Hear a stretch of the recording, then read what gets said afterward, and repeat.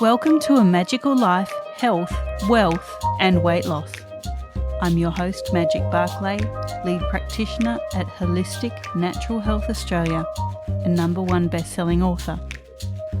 In this podcast, I aim to give you practical tips on how to accelerate and sustain your health, increase your financial, spiritual and emotional wealth, and to look at something that haunts many of us needlessly, weight loss. In some episodes, I'll have guests available to give you even more tips, but in others, the floor is yours. Drop us a line at A Magical Life Podcast on Facebook and let me know what you would like to know more about. Now, sit back and enjoy, because it is time for you to create and truly discover a magical life. Welcome back to A Magical Life. I'm your host, Magic Barclay, and today I have the gorgeous Kaye Doran with me. Now, Kaye is a wife, a mother, a grandmother. I don't believe her because she looks so young, but more on that in a minute. And she's a businesswoman. She started her business 30 years ago in personal and professional development, meditation, shamanic healing, and coaching. She had a few issues going back into the workforce, which we'll discuss, and that actually brought up something that a lot of people face, which is some bullying. So we'll get Kaye's take on that. Kaye's business is called Inner Expressions, and it's all about personal leadership, starting from within and changing the outer expression of ourselves and our lives. So welcome, Kaye. Thank you, Magic. How nice to be here. We've been chatting for a while and it's great to get you onto our podcast. Yeah, we have been chatting for a while, and it's, I love what you yourself are doing in your own business and in your life and who you are. So thank you. Now tell us a little bit about your story here. I did just mention that you came across some bullying, you experienced some bullying, but tell us what led up to that, please, Kaye. So in my 20s, I was sort of thrust into a situation that I believe sort of chose me rather than me choosing it. So I started off running meditation groups. The groups would grow. Everyone was seeking my insights. I have a natural ability to know actually what's going on with people and for people. I am also a qualified master coach and qualified trainer as well. And it developed into a business, full-time, personal, professional development, coaching, shamanic energy healing work as well. And I loved it. It was at a time where I was bringing babies into the world. It continued to grow. I was being interviewed on radios and traveling across Australia a bit and working a little bit overseas, but not so much. And I just love working with people, and I had men in group there as well, but it seemed to become more and more predominantly the women, and which I just love. I just love seeing women step into their power, their self-acceptance, their authenticity of actually who they are. And I went through a divorce and raised children then on my own for a bit, was fortunate enough to find a fabulous man, and I got to a point in my life in my 40s where, this might sound weird, but I felt drawn that I needed to grow. I needed some challenges myself. And if I was to do it, now was the time to do it before I'd look way too old on a piece of paper on a resume. So I downscaled my business to sort of on the side after hours. And I managed to get a position as a manager in training in a jewelry store. And you can imagine they're predominantly, female based in jewelry as well. And it's an incredibly aggressive sales industry. And of course, they're like, well, who the hell is this woman? What background does she have? And of course, I was selling better than their top sellers. And my shock was I'd spent years, over 20 years, where people would seek me out. They were wanting to grow. They were wanting to better themselves. They were wanting to hear what I have to say. And I think I went in a bit naive as to just how aggressive it can be out there. And they were starting to bully me. And my manager was a male and younger, and he wouldn't let me have a voice until in the end it became so distressing that I went, I'm walking out, or you let me address this group. So he was very nervous. I think maybe because I'm a strong, confident woman, I don't know, maybe he thought I'd be too aggressive or something, but I'm very good at dealing with people and communicating. So we got them together the next morning and I basically communicated with them, and by the end of it, their heads were all hanging in shame. And the truth revealed itself, which was, Kay, you have no formal training and you're probably the best sales professional we've ever come across ever. Well, you know, when you're standing there, and I was emotional, and it's okay to be emotional. It was a tough situation. And I'm like, you know what, I came in here to learn from you all, but I also believe I had things to share with you. I just wanted us to give to each other and build something beautiful. And then the question comes, why would you treat another human being like this? What have I done? Tell me what I've done that would warrant this kind of behavior. And when you call people on things, but you do it non-aggressively, you don't do it with anger, you do it from, you know, a place of personal empowerment and a genuine desire to want to uncover the truth, it's non-threatening then. Do you know what I mean? What they'd been putting on me, I put back onto them in a gentle way, and also showed my vulnerability, my humanity. And it's like, why? Help me understand why you would be so nasty to me. Tell me what I've done that would deserve it. And that's when you see the heads go down, you know. And I told them I was getting ready to walk and I didn't want to walk. I wanted to grow and, you know, become part of a team and learn and progress into the management. So then I did end up in management, and a new manager came into the business, a new regional manager, and he was all cocky and all the rest, and he made some bad choices and put someone into a store that I'd been working towards and proving myself and getting results, doing everything that asked of me. And someone came in who'd come from a corporate job, and they handed her this store. And I'm the sort of person where I would speak up when I felt like it was something needed to be done. And again, I just questioned. You know, you told me I could have this store if I'd achieve this, and this, and you put me in different stores and I achieved it. And in the end, of course, he didn't like the fact that I'd done that, and he found a way to get rid of me. So more bullying. And I was just astounded at all the different industries that I went into that had bullying. So I wanted to progress into area management, but because I was so good at sales and building, I dismantled toxic teams and brought in people, you know, and built teams where it was about trust, having each other's back, selling professionally, not just cutting the bottom line out of everything. So they kept giving me the troublesome stores. Now, when someone's hiring someone for area management, they want you to be running the biggest stores. So I did a sideward step and became a district sales manager for Avon. So I ran 300 representatives, which are all their own business owners, and 50 suburbs. Probably the biggest job I've ever done yet, and you wouldn't believe it's incredible reporting.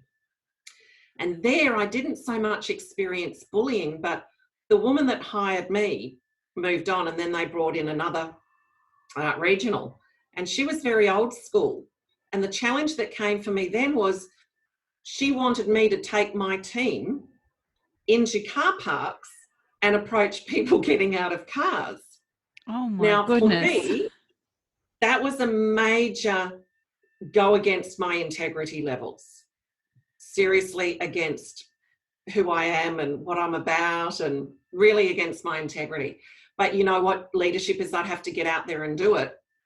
Couldn't complain and carry on to the girls. I'd say, look, I don't agree with it, but this is what we have to do. And I started to experience anxiety in the middle of the night before waking up to go to work. It was that far removed from who I believe myself to be. So then I managed to get into area management, and I found myself in steel cap boots, high vis, standing out at the airport, looking after car rentals, 7 different locations and a city location. And Magic, I can tell you, I'm standing there with all of my background going, what am I doing here? I can imagine your head's kind of spinning. You know, from personal professional development, coaching, mindset, all of that to, steel cap boots and out the airport and running a team of over 50 people. And now I experienced severe bullying there because I had no car rental experience. And you can imagine them going, oh, ding dong, Avon calling. She's worked for Avon. She's worked in jewellery. She's had her own business in personal, professional development and coaching. Who does she think she is? Because there were people there that had applied for the role that had been in car rental for 15 years. So you can imagine what I was, and it was a very toxic team. The person before me had hired all friends, and some of them couldn't speak particularly brilliant English, and it was very cliquey. So again, I just, by then it's like, doesn't bother me. I know who I am, and I'll dismantle who I need to dismantle and build new teams. And then I experienced bullying from upper management and a betrayal from someone that I'd actually helped out. And there was a redundancy made, and I left that very empowered. But it made me stop and think, going, oh my God, I'm in my 50s. I'm never going to betray myself again like this, ever. I will never go against my integrity levels. I will never stay in a job for the sake of money, because I really wanted to leave that car rental business, and I thought I'll do it on my terms. But it was such a busy business. I was up and out the airport by 6:30 in the morning, not back till maybe 6:30 at night, and exhausted and available by phone 24/7. So, the time to go find that other job and leave on my terms didn't happen. Do you know what I mean? So yeah. But and I'd put on 20 kilos, and I'd never done that before, and just went, this is not worth it. Money's not worth it. Do you know what I mean?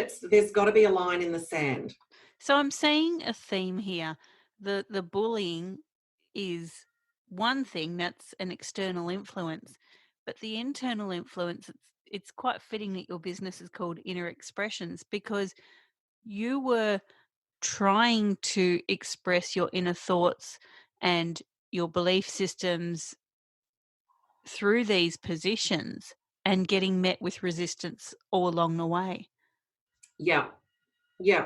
But the good news is, during that time, I said goodbye to the 20 kilos. I've had car accidents in my time, none of them my fault, because it sounds terrible when you go, I've had 3. So body was in pain, and I needed to come back to who I am and where my boundaries are and integrity. And that's when long story short, but I ended up getting a coach. I was approached for a multi-level marketing business, and I thought, okay, I'm never going to be in this position again. I'm going to get a coach to help me build that business, and then I can branch off into coaching. And my coach, after 2 sessions, said, for God's sake, Kaye, you are a coach through and through. So it all flipped.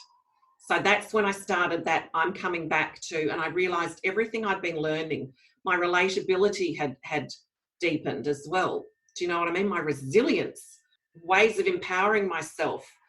In that final redundancy, I seriously empowered myself and left all that muck they'd put onto me back in the lap of this particular gentleman.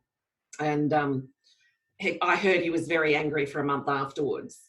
And, recommitted to myself and my values and who I am and what I'm about. And it brought me back to my coaching.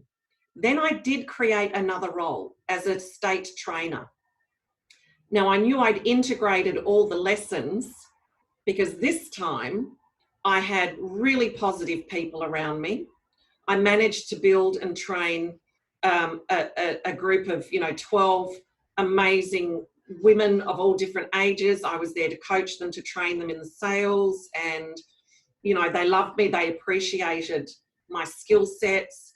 One woman tried to bully me, and I nipped that in the bud straight away and took control of that.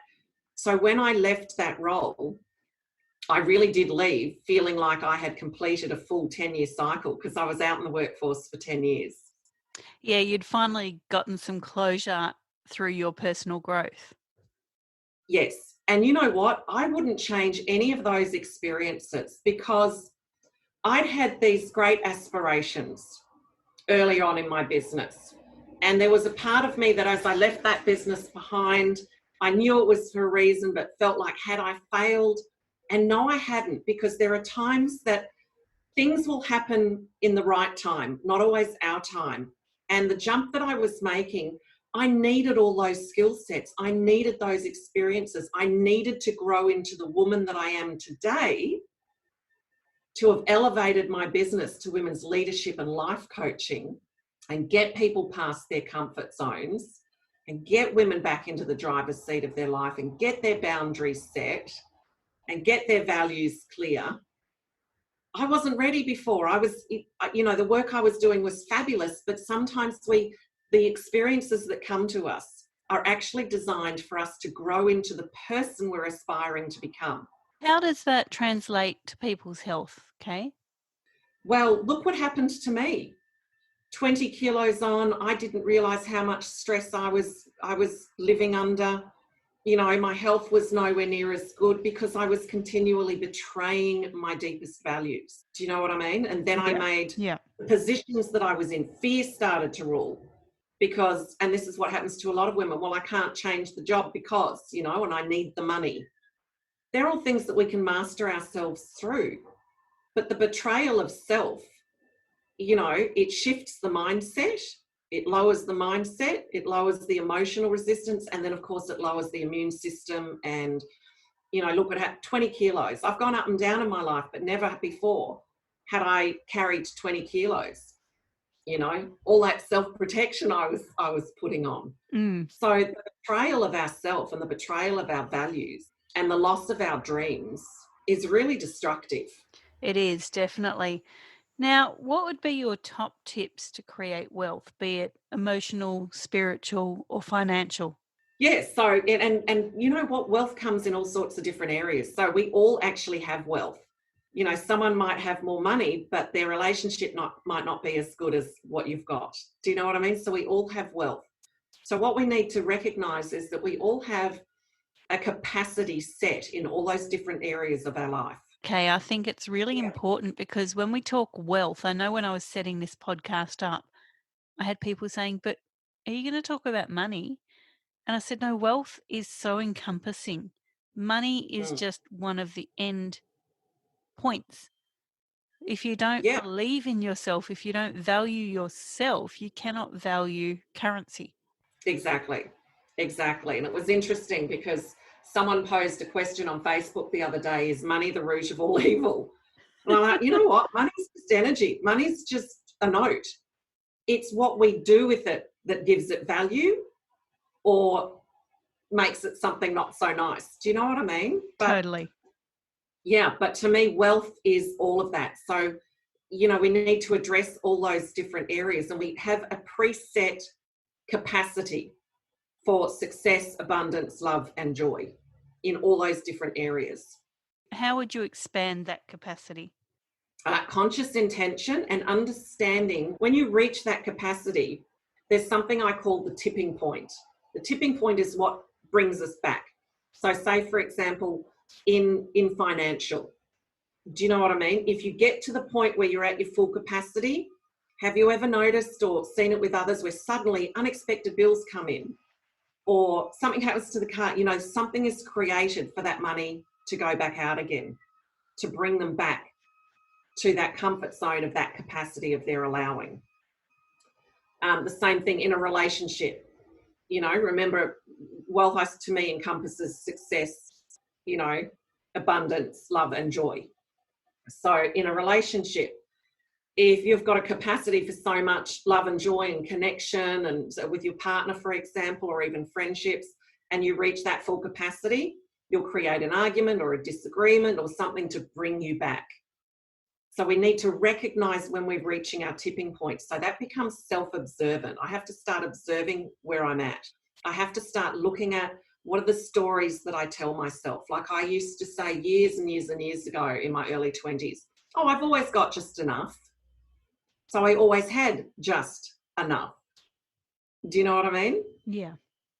That's where I was expecting it. So having the intention to expand your capacity, having the willingness to look at the patterns of what you do and where your tipping point is and what you do to bring yourself back, and the intention to expand it. Now, the thing here is really important is when you expand your capacity,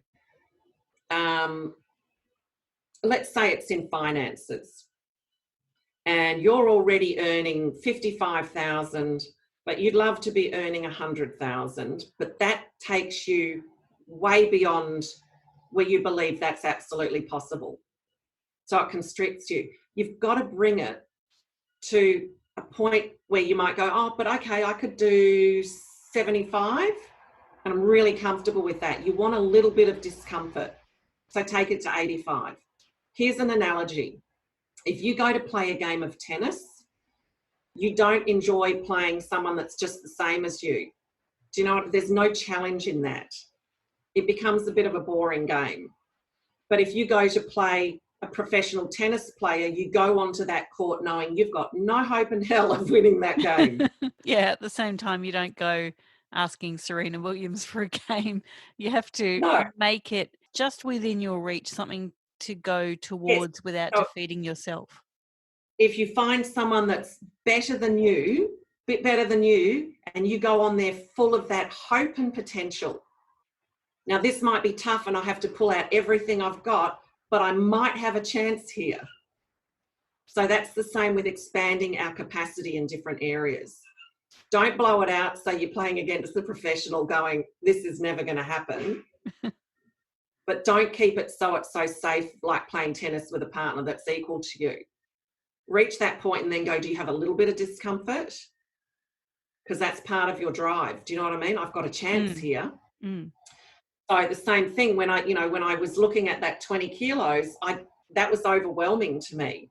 But if I brought it down to 5 kilos, then 5 kilos, and when I'd done the first 5 and the second 5, 10 was easy after that. Do you know what I mean? Yeah. Yeah. That's fantastic. So we've covered a little bit about your inner expression and how that relates to people around you. We've covered a little bit about wealth. Now, something else we talk about here is weight loss, and we have mentioned it a few times already today. But what has your experience taught you about weight gain or weight loss? Generally that we're protecting ourselves. And, part of the thing is, one, learning to love ourselves regardless. I mean, I still loved myself with the weight on. I no longer liked having photos taken and things and a little bit of criticism, but I had to look at what was I protecting myself from? Well, if you look at the background and out at the airport and, slowly getting bigger and bigger and bigger, I was protecting myself from all the self-betrayal I was doing to myself. So swallowing back things. Does that make sense? And the beginning of also losing that, the thing is really interesting with anything. The more you focus on something, you can't lose the weight by constantly carrying on about, oh my God, I'm fat, I'm 20 kilos heavier, I'm there, because you just keep creating that. Self-fulfilling prophecy, the same as if you're always wanting, you'll forever be in the state of wanting. Do you know what I mean? Change doesn't happen by seeing yourself where you are now. Change happens because you start to build a vision of your desired outcome, your aspirations. Yeah? Yeah, totally. Now, were there people around you that were saying things about your weight, or did you manage to block all of that out? No, I'm surrounded by incredibly supportive people. And my husband would comment, but hey, he'd put on 27 kilos as well, but he always let me know that he loved me. Always let me know. And it didn't matter what I was trying back then. Isn't it interesting? It didn't matter what I was trying. It didn't do anything until I realized I'd been betraying myself. I'd been keeping myself in a position that was not a position of being treated with respect or feeling valued or, allowing myself to be somewhere where I'd outgrown, if that makes sense. Yeah. So there was one moment where I went to Melbourne to visit my mother. This was a turning point for me. We were out for dinner and I was shouting her out for dinner and she leaned over and grabbed my excess and said, so don't you ever move? Oh my God, I was so angry because my job, I was on my feet the whole time and moving cars and walking up to counters and throughout the airport and stuff. But you know what? I needed that to happen. So at that point, she's physically grabbed you and said, don't you move. What was going through your head? You know what? Just rage, disgust, how could my mother do that? But I realised it was all my own feelings about myself, my own rage, my own disgust, my own anger unexpressed. Do you know what I mean? Yeah. We talked through it, but I also realised that it really wasn't about her, because if I was really okay with myself, it wouldn't have triggered. That's something we need to really point out to our listeners here today. And that is, people will say things around you all the time, whether it's about your weight or your looks or the clothes that you're wearing or the money that you have. Yeah. But that's not about you. It's about them. And it's about their perception and their values and belief systems. You are just the catalyst that lets them think that's okay to say. It's really not about you. And the only time it is about us, Magic, because you're spot on, the only time it is about us is if we react. We are reacting out something old.